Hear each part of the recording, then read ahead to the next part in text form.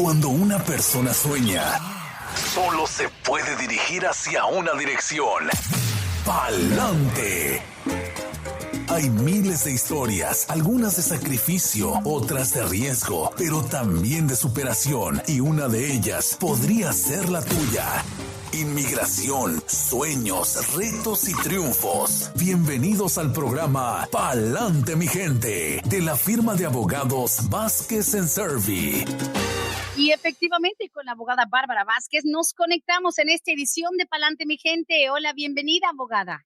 Muchísimas gracias a todos por escuchar nuestra programación de Pa'lante, mi gente. Y como siempre, le informamos que la información que reciben por este medio es de carácter general y no sustituye una consulta formal con un abogado que se especialice en la materia de inmigración. Hoy día nos vamos a enfocar en el tema de beneficios migratorios para sobrevivientes. Tristemente, el coronavirus le causó la muerte a un padre patrocinador y cliente nuestro. Wow. También, desafortunadamente, otros colegas reportan haber recibido noticias similarmente tristes de algunos de sus clientes, y por esto hablaremos hoy de cómo seguir con el trámite para beneficios migratorios cuando fallece un patrocinador o tal vez un beneficiario principal.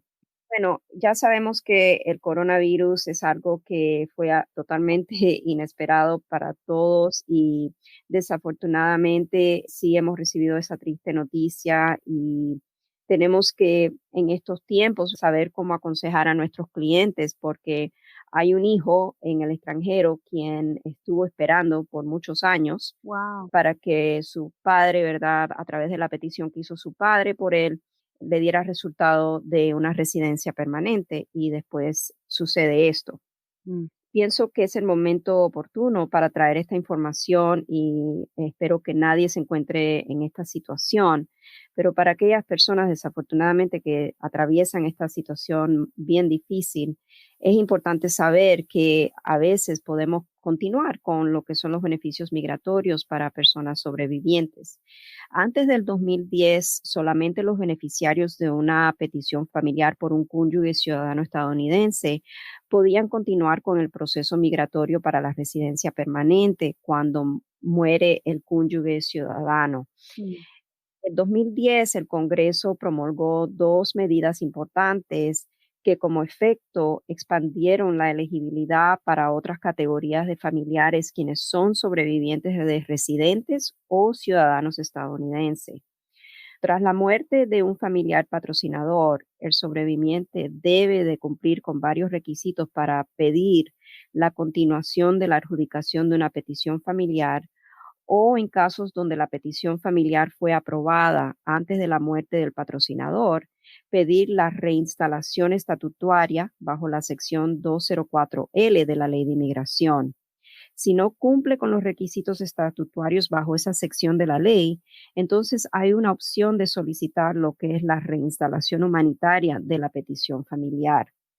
Para ser elegible como beneficiario sobreviviente y pedir esa reinstalación estatutaria de la petición familiar, y también evitar lo que es la revocación o la denegación de esta tras la muerte del patrocinador, el beneficiario principal o tal vez un beneficiario derivativo debe de haber estado viviendo en Estados Unidos en el momento que falleció el patrocinador. También tiene que cumplir con los requisitos de comprobar que no va a ser una carga pública para los Estados Unidos. Tiene que haber estado viviendo continuamente en Estados Unidos en el momento que el beneficiario vaya a pedir los beneficios de inmigración como sobreviviente. También, si necesita un perdón por cualquier base de inadmisibilidad, debe de ser elegible para pedir ese perdón, como hemos hablado, por ejemplo, un perdón por presencia indocumentada en Estados Unidos. Y es importante aquí subrayar que con respecto a un perdón donde el beneficiario tiene que demostrar perjuicio extremo a un familiar calificativo, como es en casos de un perdón por presencia indocumentada, el gobierno considerará la muerte del patrocinador cónyuge o padre como evidencia suficiente del perjuicio extremo requerido. Esto significa que aunque el cónyuge o padre residente o ciudadano estadounidense haya fallecido y aunque él mismo era el único familiar calificativo para el beneficio, para que el beneficiario pudiera ser elegible al perdón de presencia indocumentada, el gobierno tomará la muerte del patrocinador en estos casos como el equivalente al perjuicio extremo requerido. Esto es un punto muy importante. Wow, sí. En aprobar la continuación de la petición familiar, el beneficiario sobreviviente debe de cumplir con el requisito de comprobar que no se va a convertir en carga pública una vez que sea otorgado la residencia permanente.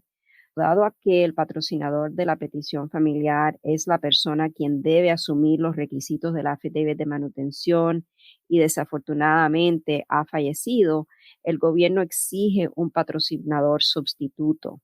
Con diferencia a otros casos donde el beneficiario de una petición familiar puede contar con un copatrocinador quien tal vez es un amigo o un empleador, en casos de beneficiarios sobrevivientes, el patrocinador sustituto debe de ser un familiar, ya sea un familiar quien es residente o ciudadano estadounidense de 18 años o más y debe también estar relacionado en las siguientes categorías de relación familiar. Debe de ser cónyuge, padre o madre, hijo, hermano, abuelo, nieto, suegro, cuñado o algún guardián legal. En esos casos donde un beneficiario sobreviviente no haya estado residiendo aquí en Estados Unidos, cuando fallece el patrocinador, pero cuenta con una petición familiar que ya fue aprobada, como en el caso de mi cliente, entonces se tendrá que pedir la reinstalación humanitaria de la petición familiar. En estos casos de pedido de reinstalación humanitaria, también el gobierno requiere un patrocinador sustituto para lo que es el affidavit de manutención. También se requiere evidencia de razones y factores humanitarios que respalden el pedido, que es a la discreción del gobierno otorgar o denegar. No necesariamente el gobierno tiene obligación, ¿verdad?, de reinstalar una petición familiar que ya ha sido aprobada, donde el beneficiario esté pidiéndolo bajo reinstalación humanitaria. Es algo que hemos ya hecho en otros casos en nuestra oficina y lo hemos logrado, o sea, hemos tenido éxito en esos casos. Quise traerle esta información nuevamente por lo mismo que está pasando. Desafortunadamente, muchos seres queridos han caído víctimas del coronavirus y si usted se encuentra en la triste situación de que su familiar, quien lo pidió, ha fallecido, sepan que deben de evaluar o llevarle su caso a un abogado de inmigración que pueda evaluar si usted puede continuar con los beneficios migratorios como sobreviviente de esa solicitud. Wow. Pero es cuestión de que no le pierdan el hilo al proceso, no dejar que pasen meses, porque sabemos que a pesar de todo, abogada Bárbara, el dolor de un luto, de una pérdida, hace que a la gente se le nuble de repente la mente entre los procesos, todo lo que se necesita para lidiar con eso, no solamente emocionalmente, sino físicamente, la logística, que si la repatriación de un cuerpo, un funeral, etcétera, pero que no dejen pasar meses y meses en cuanto a un proceso que ya haya comenzado. Sí, o sea, uno sabe que lo último que uno va a pensar es en los problemas como el estatus migratorio, ¿verdad? Cuando están pasando por tanto dolor. Pero ya después, ¿me entiende? Cuando se recuperen un poco, algo que en realidad uno nunca se recupera emocionalmente de un todo, ¿verdad? De la pérdida de un ser querido. Pero cuando se recuperen algo, yo pienso que este tema es algo que deben de tomar en cuenta si han pasado por esto y han perdido a su ser querido, quien los patrocinó, Ujú. y pensar, ¿verdad?, que a lo mejor quedan otros familiares, especialmente si uno es padre o madre de familia con hijos que dependen de uno. Ujú. La vida sigue, ¿verdad? Y tenemos que seguir luchando por los seres queridos que todavía quedan con vida. Claro, claro que sí, importantísimo. Wow. Al aire con la abogada Bárbara Vázquez en esta edición del podcast Palante, mi gente. Les pedimos que compartan esta transmisión y pues nada, obviamente son cosas imprevistas y sin duda algo que la familia tiene que trabajar tanto emocionalmente como administrativamente en estos procesos. Abogada, muchas gracias por la presentación de ese tema y pues nada, ya estamos recibiendo algunas preguntitas para poder ya aclarar dudas del público, ¿le parece? Sí, claro que sí, adelante. Excelente. Primera pregunta que nos quedó, de hecho, desde hace un par de días, dice aquí, El proceso para que una hija ciudadana americana pida a su madre. Mi mamá vive en México, nunca ha venido a los Estados Unidos, pero ella tiene 63 años de edad. ¿Cómo empieza el proceso y más o menos cuánto se tarda? Gracias. El proceso sí se empieza con una petición familiar, que es la I-130. Usualmente se demora el gobierno en adjudicar esa primera parte del caso 6 a 12 meses y a lo mejor puede ser un poco más tardado dado a lo que está pasando ahora con el coronavirus, aunque le notifico que en nuestra oficina y también otros colegas han reportado que en estos casos de I-130 han recibido la aprobación rápidamente. En nuestra oficina creo que en 2 semanas recibimos una aprobación de una I-130, lo que en realidad es muy raro que suceda. Yo creo que el gobierno está tratando de agilizar algunas solicitudes, las que puedan, y por eso estamos viendo a veces las aprobaciones tan rápidas mientras está cerradas las oficinas al público. Una vez que la I-130 sea aprobada, entonces entramos a lo que es el proceso consular. En este caso, dado a que la mamá nunca ha estado aquí en Estados Unidos, no tenemos en realidad, el momento, no podemos ver ningún impedimento a poder continuar con ese proceso consular. Ya entrando al proceso consular, una vez que se archiven toda la documentación requerida, incluyendo evidencias de que la hija puede sostener a la mamá conforme al tema de carga pública, con los ingresos, etcétera. Entonces el gobierno va a enviar todos esos datos a la embajada en Ciudad Juárez y Ciudad Juárez se encargaría entonces de hacerle una cita a la mamá. Obviamente tendríamos que tener una consulta formal porque tenemos que estar seguros que si en algún momento dado la mamá sacó o intentó sacar una visa para venir a Estados Unidos. Hay muchos factores que en estos casos tenemos que estar seguros de que no exista ningún impedimento, que a lo mejor tendríamos que trabajar de una manera diferente. Pero el proceso se puede tomar entre 1 a 2 años y mucho va a depender de qué tan rápido Ciudad Juárez pueda otorgar la cita. Claro. Ahora, en cuanto a los perdones, abogada, aquí me hacen una pregunta un poquito larga, la estoy resumiendo. Dice, ¿es verdad que esto del coronavirus ha afectado hasta los perdones? ¿No han detenido las órdenes para salir de Estados Unidos para esperar la respuesta? O sea, el coronavirus de alguna manera pudo afectar positivamente, digamos, de que, bueno, no, mejor no salga del país. Yo no he leído nada al respecto. ¿Usted? Sí, lo que estaba preguntando es que si se está tardando más, yo creo que hay dos preguntas aquí. Una de ellas es que el coronavirus está ocasionando tardía en la adjudicación de los perdones que se pueden solicitar aquí en Estados Unidos. Y es cierto, por el tiempo de procesamiento ha incrementado en lo que está apareciendo en la página de USCIS. Ujú. Están indicando que creo que hasta 15 meses, si no me equivoco, podría llegar a tardar un proceso de perdón para ser adjudicado. Ahora, en estos momentos sabemos que por lo menos en nuestra oficina no hemos recibido todavía ninguna cita para que nuestros clientes que están pendientes, ¿verdad?, de una cita para tener que salir a su proceso consular, no hemos tenido citas programadas todavía por las embajadas en los diferentes países con los cuales nosotros lidiamos.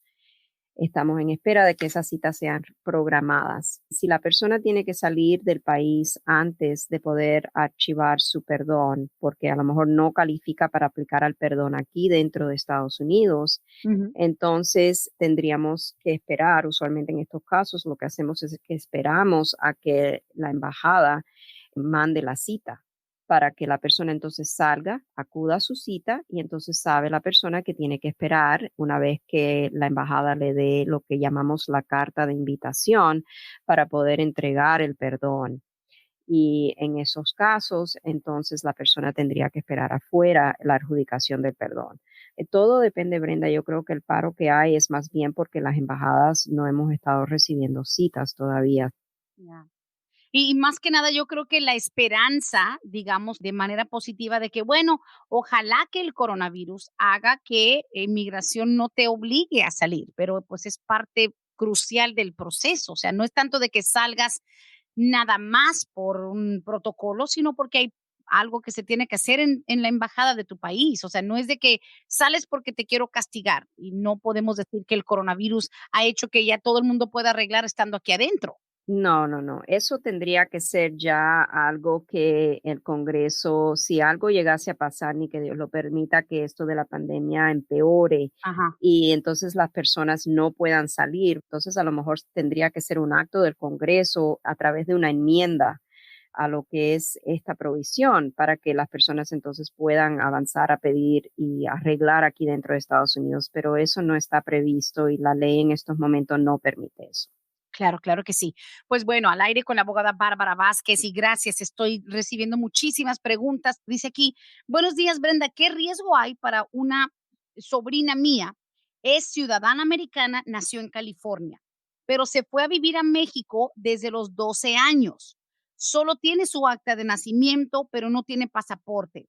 Hoy ya tiene 22 años de edad y un bebé de 1 año y medio.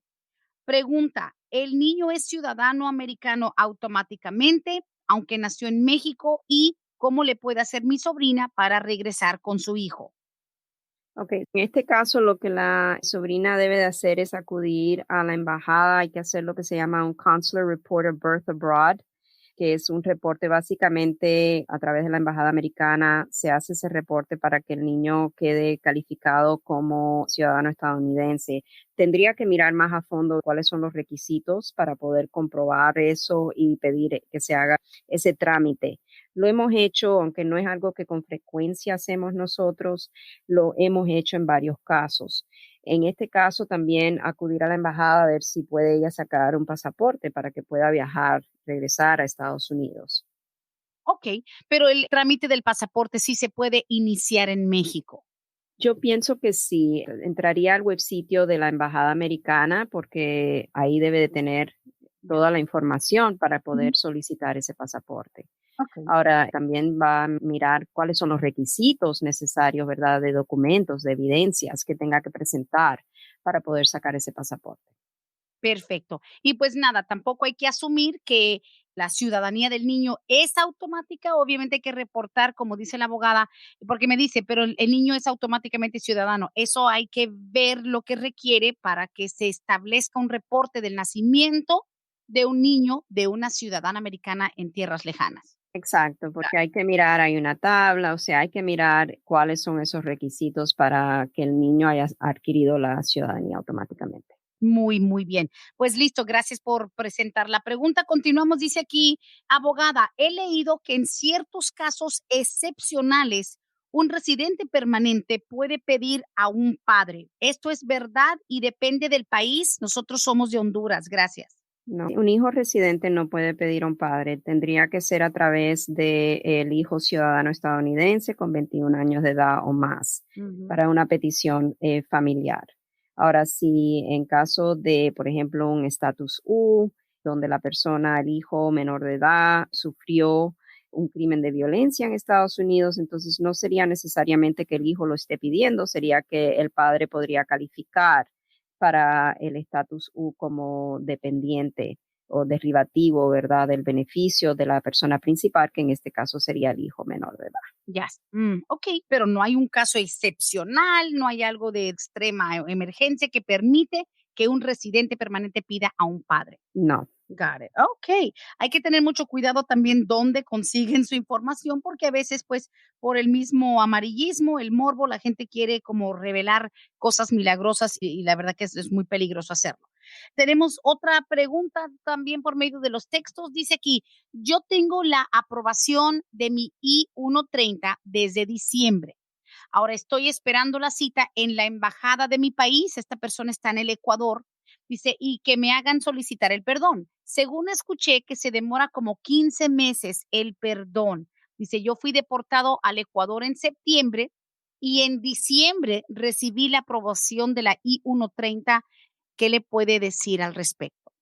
ok. Me imagino que la familia seguramente está trabajando con un abogado para poder hacer el trámite del perdón. Cuando la I-130 es aprobada, la I-130 es enviada al Centro Nacional de Visa y ahí tiene que proceder una serie de pasos que tienen que cumplir. Tienen que llenar la DS-260, tienen que cumplir con los requisitos para lo de la carga pública. Y una vez que el caso ya esté calificado con los documentos requeridos, entonces el Centro Nacional de Visa va a enviar eso electrónicamente a la Embajada Americana en el Ecuador para que esta persona entonces pueda tener una cita que sería programada directamente de la embajada. Una vez que el señor acuda a la cita, entonces tendría él que esperar a que le den la carta de invitación para entonces someter el perdón. También mucho va a depender las razones por las cuales fue deportado, qué tipo de perdón va a necesitar, si es simplemente por presencia indocumentada o si también va a necesitar un perdón por la deportación, ¿verdad?, que tuvo. Hay que definitivamente trabajar. Yo creo este caso no es un caso sencillo. Es un caso que va a requerir bastantes pruebas y documentos y solicitudes para que él pueda volver a emigrar a Estados Unidos como residente. Si es que es elegible, hay que mirar las bases de inadmisibilidad que existen en el caso y si existe la posibilidad de pedir un perdón. Wow, bien, ok, hay que ver el proceso. Aquí siguiente pregunta y también un poquito triste. Dice, Brendita, estoy escuchando, muy buen programa. A mí me pasó algo, pero al revés de lo que comentaba la abogada. Yo soy ciudadana americana y yo pedí a mi hermano que estaba en El Salvador. La petición la hicimos hace como 4 años, pero mi hermano falleció en El Salvador por complicaciones de la diabetes. Ya estaba muy enfermo. Mi pregunta es, ¿será que puedo seguir el proceso para poder beneficiar a mis sobrinos que se quedaron allá? Gracias. Yo creo que es posible. Tendríamos que indagar bien a fondo sobre la ley del pedido de reinstalación humanitaria. ¿Por qué? Porque en este caso quedan beneficiarios sobrevivientes que eran derivativos o dependientes del beneficiario principal de esa solicitud. Se podría hacer el intento, nada quita que el gobierno considere el pedido. Es un pedido más bien bastante informal, no es una solicitud que hay que llenar, sino hay que hacer un escrito para pedir que el gobierno considere los factores humanitarios que existen en el caso y las razones, ¿verdad?, que puedan respaldar ese pedido que es totalmente a la discreción del gobierno otorgarlo o no. Al ser otorgado, entonces procedería a la solicitud para que los hijos del hermano fallecido puedan emigrar después. Ahora sí hay que tomar en cuenta que usualmente estas solicitudes en la cuarta categoría preferencial son bastante demorados. So, hay que ver cuándo ella inició esa solicitud, cuánto tiempo de espera queda. Hace como 4 años. O sea, para lo de su hermano que falleció, empezó el proceso hace 4 años. Okay. Y van en la fecha del 8 de agosto del 2006. Wow. Imagínense, mucho tiempo de espera y tal vez esos niños cumplan la mayoría de edad, los 21 años de edad, y entonces ya quedarían fuera de la posibilidad de emigrar a través de esa solicitud.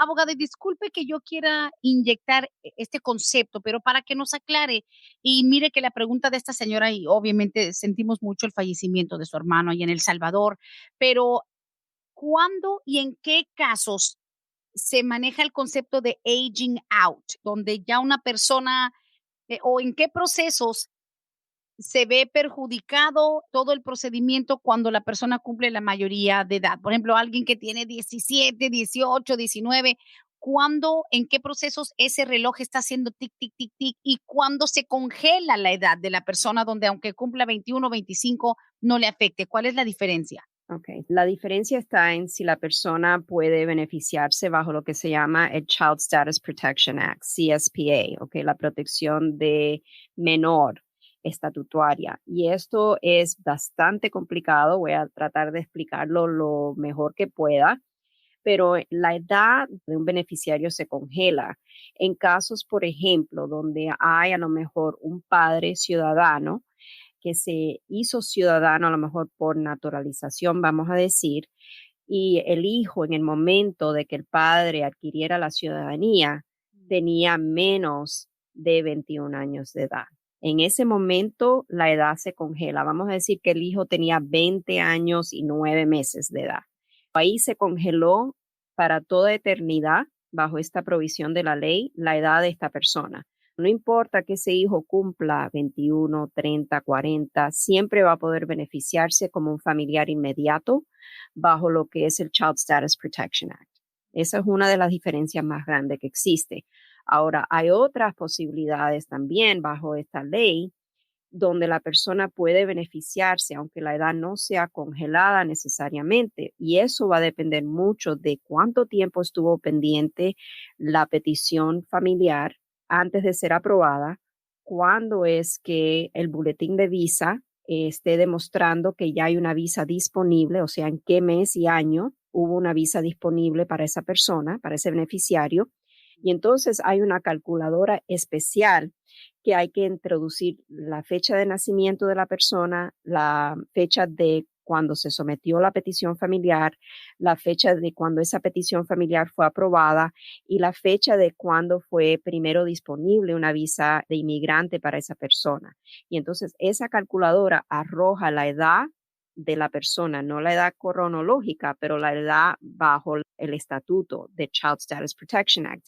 Y si esa edad arroja menos de 21 años de edad y el beneficiario hizo sus trámites, tomó alguna acción afirmativa para aplicar a lo que es la visa de inmigrante, entonces va a ser elegible bajo el Child Status Protection Act, aunque cumpla los 21 años de edad.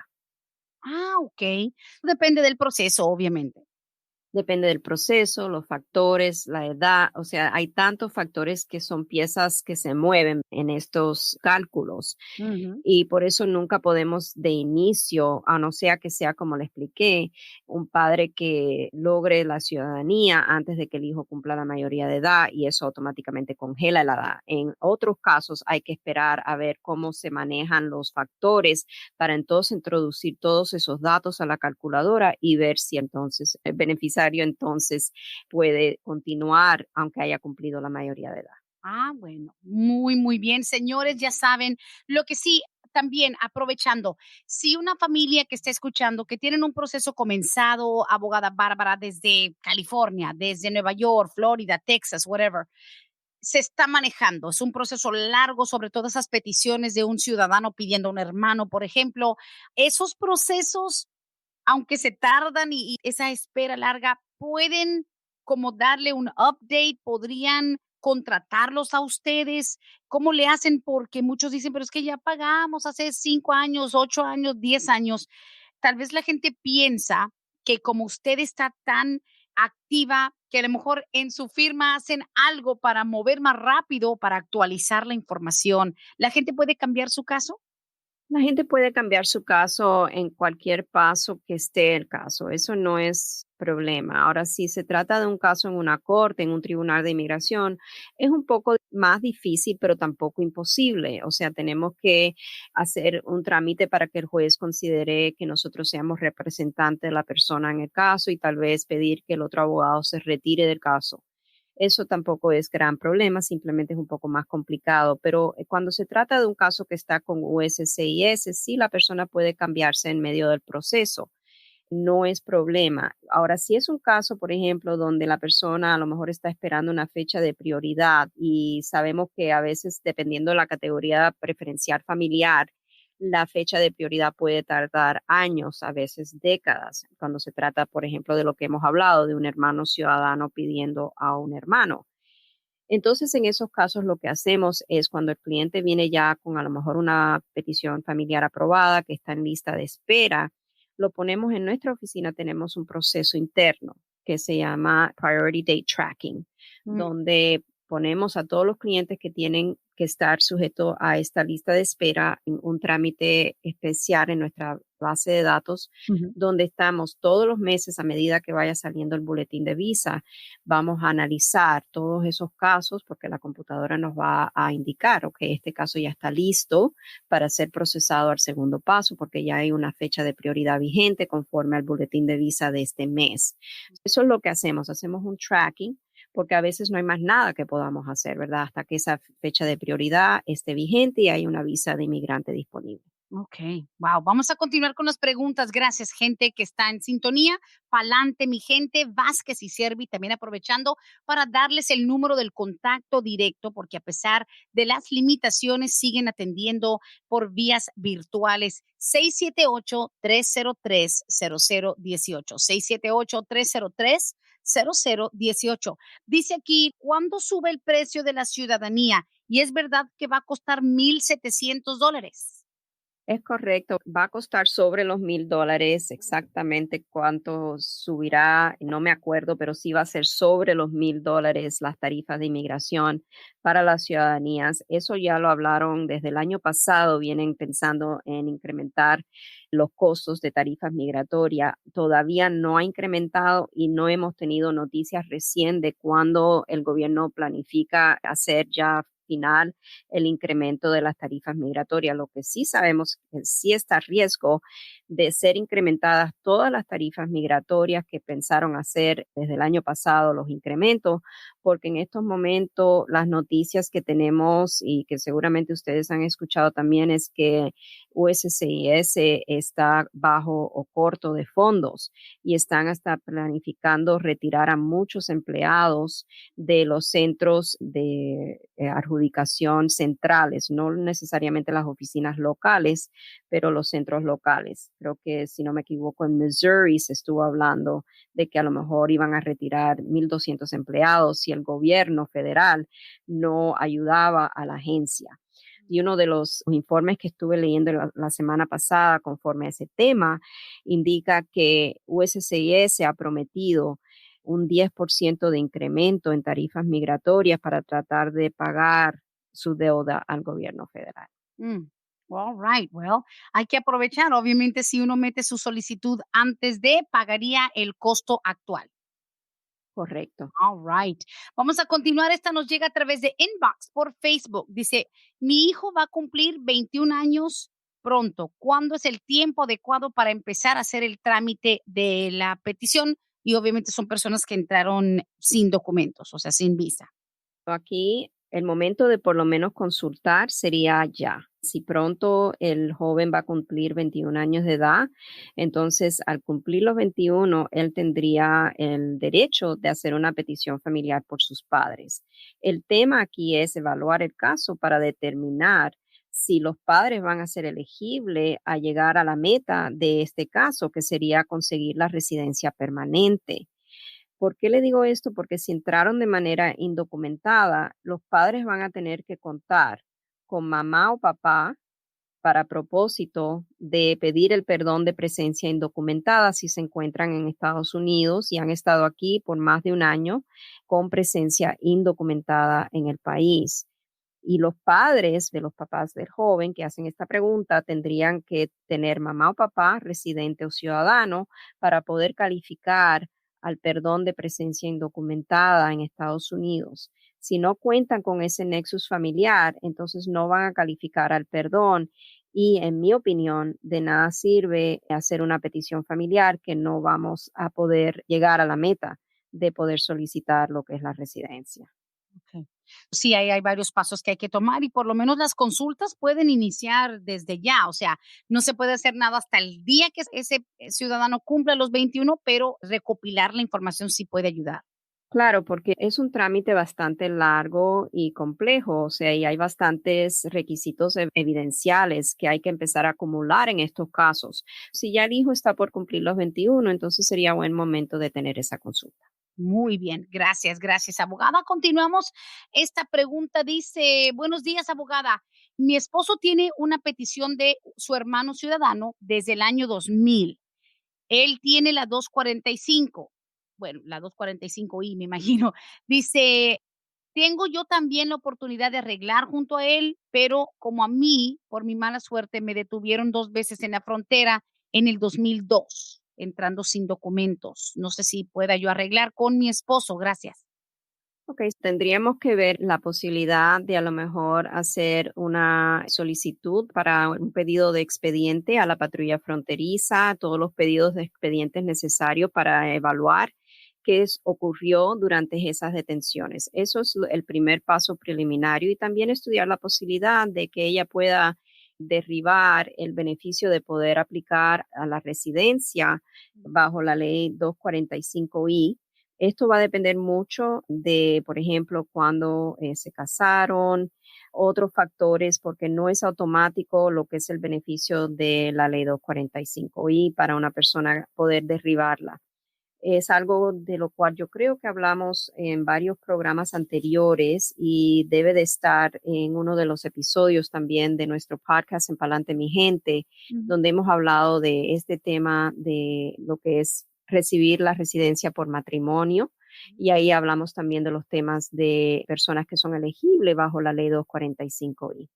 Bien, gracias. Y sí, busquen los episodios de Palante Mi Gente en todos los servicios de podcast.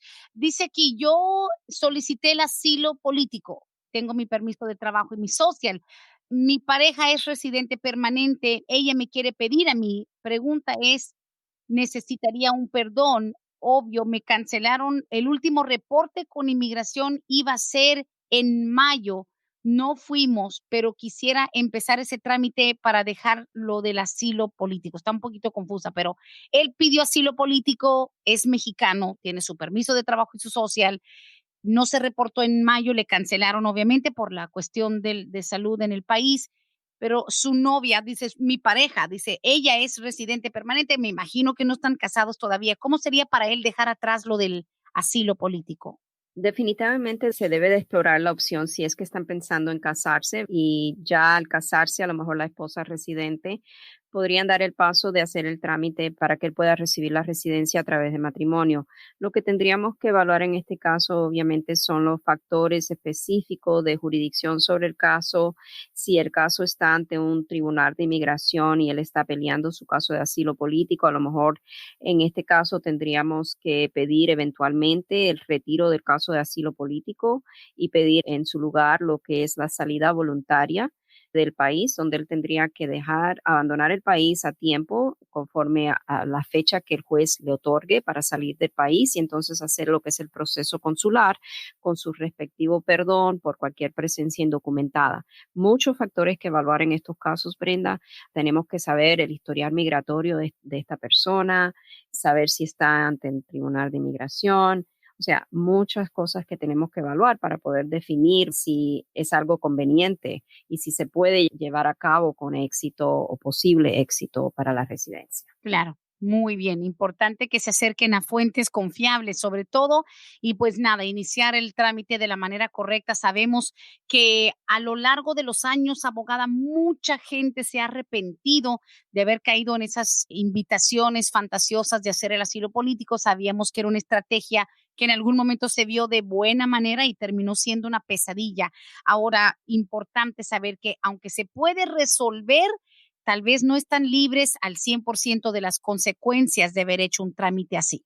Exacto, y específicamente bajo esta administración donde sabemos que los casos no están siendo cerrados administrativamente para permitir que el gobierno adjudique un perdón provisional. Si la persona se encuentra en estos momentos en un trámite ante el Tribunal de Inmigración y está defendiéndose contra una deportación, ya sea por medio de un asilo o cancelación de deportación o cualquier otro trámite de defensa, los jueces están renuentes a cerrar administrativamente los casos porque hubo un mandato cuando estaba Jeff Sessions como Procurador General de Estados Unidos, que los jueces no tenían lo que es la autorización para cerrar los casos administrativamente.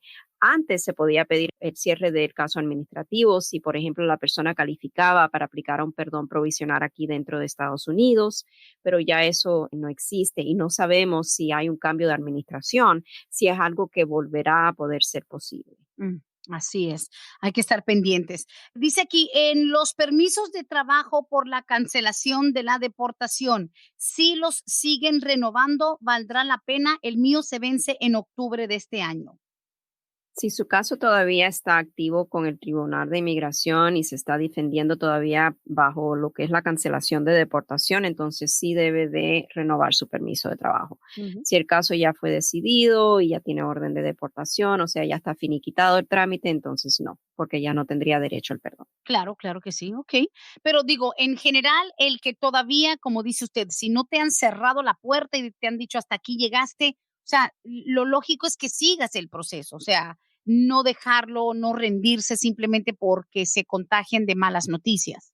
Correcto. Okay, good. Sigan el proceso, al igual que los jóvenes que tienen DACA. Ahora, la pregunta que me hacen aquí, dice Brenda, mi mamá hizo la renovación de su tarjeta verde, su residencia permanente. Dice, dicen que la enviaron desde finales de abril, pero nosotros checamos en el correo y dicen que no encuentran el paquete. ¿Es verdad que se tiene que volver a solicitar? Ya nos está preocupando. No necesariamente. Abril, en realidad, para estos casos, desafortunadamente de I-90, que son las solicitudes para renovar la residencia, son bien demorados y sabemos que hay atrasos en todo lo que respecta el recibo de solicitudes en varios diferentes centros de inmigración. Yo no estaría todavía preocupada, a lo mejor sería cuestión de darle hasta finales de mes de junio y ver si reciben un recibo o alguna comunicación para que entonces estén más tranquilos. Si no, entonces sí sería cuestión de llamar, averiguar sobre el trámite y también tome en cuenta que para la I-90 le van a mandar un citatorio de huellas dactilares. Puede ser que el gobierno esté esperando reabrir lo que son los centros de tomo de huellas dactilares para entonces enviar el recibo junto con lo que es la notificación para el tomo de las huellas. Ok. Muy bien, seguimos y nos llega la siguiente. Dice, mi hijo de 21 años tiene DACA. Él vive en Chicago con mi hermana porque allá estudia en la universidad. Se va a casar con su novia ciudadana americana. Mi duda es, si mi hijo arregla sus papeles, yo entré indocumentada, él me puede arreglar a mí y me afecta que yo vivo aquí en Georgia y él en Chicago. Gracias. No importa dónde esté viviendo el hijo o ella, para propósito de que el hijo pueda, cuando se haga ciudadano no residente, pueda pedirla. Aquí el trámite que es un poco concerniente es si ella va a calificar a lo que es un perdón por presencia indocumentada. Si ella entró de manera indocumentada a Estados Unidos y ha estado aquí más de un año, desde el 1 de abril del 97, va a requerir ese perdón por presencia indocumentada y a través del hijo no va a conseguir ese perdón. Tendría ella que contar con lo que es un cónyuge residente o ciudadano o Ujú. mamá o papá residente o ciudadano para que entonces pueda calificar al perdón provisional por presencia indocumentada.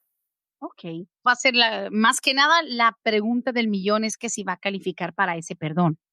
Exacto, y ahí va a depender si tiene la relación o el nexus familiar requerido para poder calificar al perdón. Sí, porque obviamente en algunos procesos, cuando te sirve ese otro qualifying relative, ahí sí va a depender cuánto depende ese familiar y la conexión, digamos, hogareña que hay. O sea, porque es muy difícil que una persona diga, oh, no, yo tengo a mi mamá que es residente, pero mi mamá vive en Seattle y yo vivo en la Florida. O sea, van a decir, ok, ¿dónde está la conexión?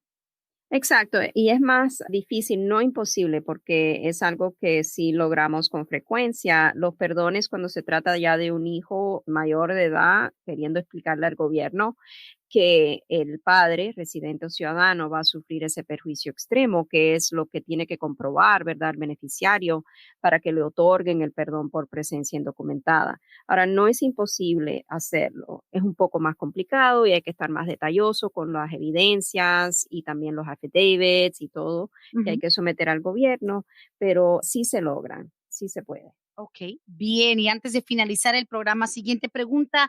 Dice, yo soy residente permanente por medio de mi proceso de VAWA. Quisiera saber cuándo puedo yo pedir a mi papá que vive en El Salvador. Nunca ha venido a los Estados Unidos. Cuando ella logre la ciudadanía, puede entonces hacer el pedido para su papá y todo va a depender de si el esposo, en este caso, quien la agredió, estoy asumiendo que fue su pareja, pudo haber sido un hijo también. Recordemos que el VAWA también, si la persona fue agredida por un hijo ciudadano, pero si fue un cónyuge ciudadano, entonces 2 años, 9 meses es la elegibilidad para aplicar a la ciudadanía estadounidense. Si el cónyuge o otra persona quien la agredió, familiar calificativo, es residente, entonces serían 4 años, 9 meses para poder introducir su solicitud de naturalización. Una vez que se hace ciudadana estadounidense, entonces podría pedir al papá. Claro que sí, muy bien, ahí está. También otra pregunta, dice, yo fui víctima de un crimen muy fuerte, pero cuando yo vivía en Austin, Texas, hace como 4 años. Tengo desde entonces que vivo aquí en Atlanta por problemas con la familia en el mismo crimen. En fin, quisiera saber si yo hago la solicitud, ¿pueden conseguir la firma necesaria desde allá la policía de Austin, Texas? O sea, una visa U, 4 años en Austin, fue víctima. ¿Qué tanta posibilidad hay que se consiga la certificación? Siempre, no importa dónde sea, es un 50-50% de probabilidades, right? Es como tirar una moneda al aire. ¿Por qué? Porque no todas las órdenes públicas van a otorgarnos certificación. En estos casos simplemente hay que hacer el pedido. Hay que hacer el pedido y ser bien detallosos con los factores, introducir también en ese pedido lo que se reporte de la policía y explicar que la persona está pidiendo esta certificación o la firma de la orden pública para poder entonces entrar con inmigración a pedir un beneficio bajo lo que es el estatus U. Pero no hay ninguna garantía, y eso es algo que siempre le digo a nuestros clientes también que vienen a hacer estos pedidos. Si es la única opción, Brenda, que hay en el caso para poder legalizar su estatus, no obstante a que es un proceso bien largo, aún después de que hayan conseguido la firma de la orden pública, entonces tal vez vale la pena explorar esa opción y ver qué pasa, porque si uno no lo pide, no sabemos. Claro. En este caso, 4 años no es demasiado tiempo. Ujú. Si el caso fue a la corte, ¿verdad? Si enjuiciaron a las personas que ocasionaron el daño, entonces tendríamos dos posibilidades. Podríamos pedir la certificación primero con la orden pública. Si la orden pública se rehúsa a darnos la certificación, entonces podríamos ir a la fiscalía, que tuvo control del manejo del caso cuando enjuiciaron a las personas culpables o quienes estaban trayendo a justicia. Y entonces ahí tendríamos dos oportunidades para ver si incrementan las posibilidades. Si no hay otra opción a la legalización, entonces yo creo que sería factible no dejar pasar más tiempo, porque mientras más tiempo pasa cuando un delito es cometido a que la persona actúe para tratar de conseguir la certificación, peor es, Sí, sí, sí. peores oportunidades. Wow. Pues mire, nos dieron un poco de follow-up. La señora que dice que se hizo residente permanente por medio del VAWA y que ahora quiere pedir a su papá, dice, sí, dice, yo me hice residente por medio de abuso de parte de mi esposo, que era residente permanente. Eso cambia la fecha en la que se puede hacer ciudadana. O sea, tiene que ser ciudadana para pedir al papá, pero obvio, nos dio un poquito de follow-up y nos dice que su expareja era residente permanente. Correcto. Ahí tendría que mirar la residencia que tiene y ver la fecha de cuando el gobierno le otorgó la residencia y de ahí contar 4 años, 9 meses para entonces hacer la solicitud a la ciudadanía. Muy bien, perfectamente. Las últimas preguntitas, dices, buenos días, solicité los pasaportes de mis hijos, son nacidos aquí, en el mes de marzo y hasta la fecha no me han llegado. ¿Qué más tiempo se podría tardar? Ojalá pueda contestar. Sé que es un poquito fuera de lo que es inmigración como tal, eso es un asunto del Departamento de Estado, ¿no? Sí, la verdad que no le podría contestar. Yo diría ir al web sitio del Departamento de Estado y ver si hay algunos atrasos que están reportando por lo del coronavirus. A lo mejor han habido cierres, pero no es algo que nosotros acostumbramos a tramitar. Ay, exactamente, eso ya es algo local. Y la última preguntita dice, Brenda, mi hijo fue agredido fuertemente en la cárcel del condado de Clayton en el año 2018. Lo arrestaron por un DUI. Los mismos carceleros lo golpearon feo, estuvo recibiendo tratamiento médico. Al final terminó deportado a finales del 2018. Esto se puede prestar para algún trámite. Él está ahora en México desde entonces. Va a ser difícil, no le miento, porque ahora estaríamos pidiendo una certificación a la orden pública que la persona está básicamente diciendo que le causó los daños corporales. Sí. Y creo que dado a eso va a ser muy difícil que la orden pública quiera otorgarnos la certificación, lo cual es requerido. Es un paso que sin esa certificación no podemos entrar a inmigración para pedir, en este caso sería la visa U, dado a que él está fuera de Estados Unidos. Oh, boy. Bueno, qué lamentable realmente que haya sufrido esa brutalidad y que, pues, bueno, ese es el tema del momento en todo el país. De hecho, en otras partes del mundo también están haciendo eco de las protestas. Pero, abogada, antes de dejarla ir, o sea, hoy por hoy, y sé que también eso tiene tal vez que ver con el programa que tuvimos con la abogada Joanna, que fue increíble porque ella se especializa más que nada en esas detenciones, pero en un resumen muy breve, unos cuantos segundos, o sea, la amenaza del coronavirus, y lo aprendí ayer al regresar de nuevo a la oficina donde trabajo, la amenaza del COVID-19, coronavirus en centros de detención, es latente, es real, pero en los casos en donde hay personas tanto en Cobb como en Gwinnett como en Hall, los tres condados más comunes donde se efectúan los hall de migración. Hay mucha gente saliendo de la cárcel del condado simplemente porque no quieren hacer todo el trámite, el traslado. No quisiera que nadie asuma, abogada, que en algún momento inmigración no puede ir a buscarlos a sus casas. ¿Esto es algo latente también?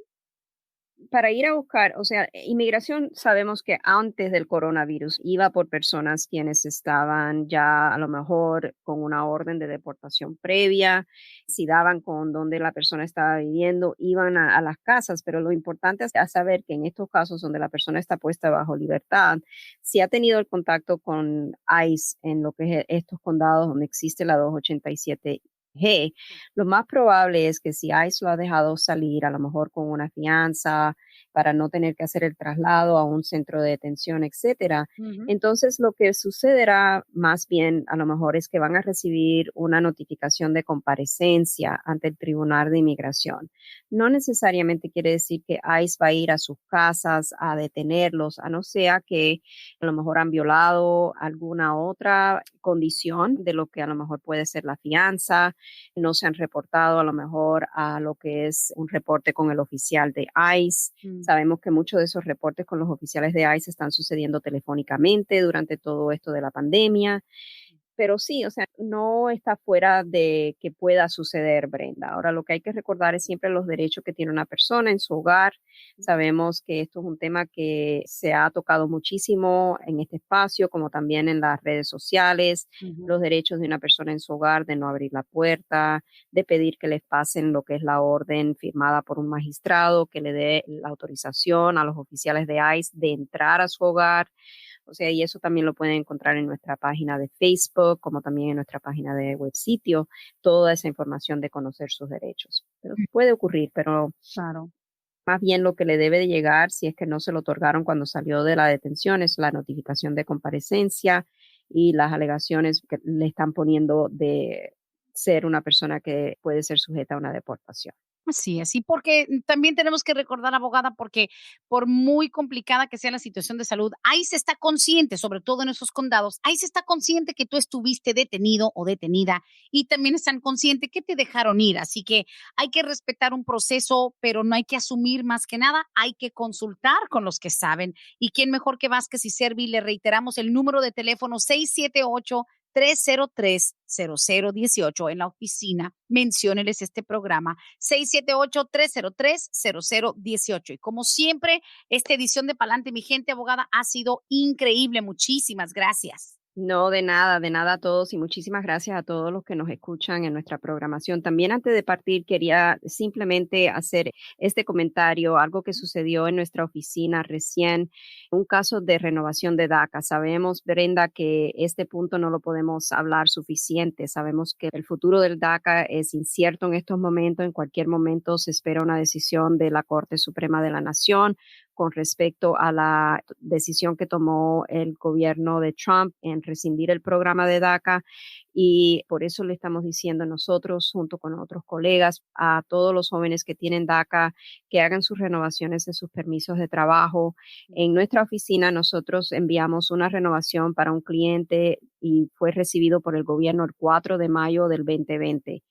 En 3 días, el día 7 de mayo, ya tenía aprobado el caso en la persona. Yes, ¿En mayo? en mayo. En mayo, 3 días fue la aprobación. Yo estuve mirando el recibo y la aprobación ayer y me quedé anonadada porque me recordé que lo acababa de firmar. Y fueron 3 días, utilizaron las huellas dactilares que ya tenían en el sistema para renovarle el DACA. Le dieron el DACA del 6 de mayo del 2020 hasta el 5 de mayo del 2022. Porque esto es un punto importante y me excusan que estoy tomando un poco más tiempo. No, no, adelante. Pero esto es muy importante porque ¿qué pasa si la Corte Suprema dictamina a favor de la administración Trump. Es muy posible que la administración Trump pueda dejar que las personas que ya tienen su permiso de trabajo renovado sigan con ese permiso de trabajo hasta la fecha de vencimiento sin otorgarle una posibilidad de una renovación. En el caso de este joven, por lo menos, si llega a suceder eso, lo que acabo de explicar, tiene hasta el 2022 con su permiso, su licencia de conducir, puede trabajar legalmente y a lo mejor durante ese tiempo cambia algo en su vida donde él pueda lograr la legalización permanente. Por favor, si usted es un joven soñador, tiene DACA, el permiso se le está por vencer en este año, o vamos a decir temprano en el año 2021, yo le diría, aprovechen la oportunidad, hagan sus trámites para renovar su DACA. El gobierno está adjudicando la mayoría de estos casos de renovación de DACA bastante rápido y es el momento de no dejar pasar. Claro, tremenda noticia para su cliente, qué bueno, me alegra mucho. De nada, muchas gracias. Gracias a usted, Brenda, por el espacio. Y bueno, como siempre, aquí los esperamos en Palante Mi Gente el próximo martes con más información. Gracias, abogada. Hasta la próxima. Gracias. Hasta aquí hemos llegado hoy, pero siempre vamos pa'lante, mi gente, con Vázquez en Servi. Hasta la próxima.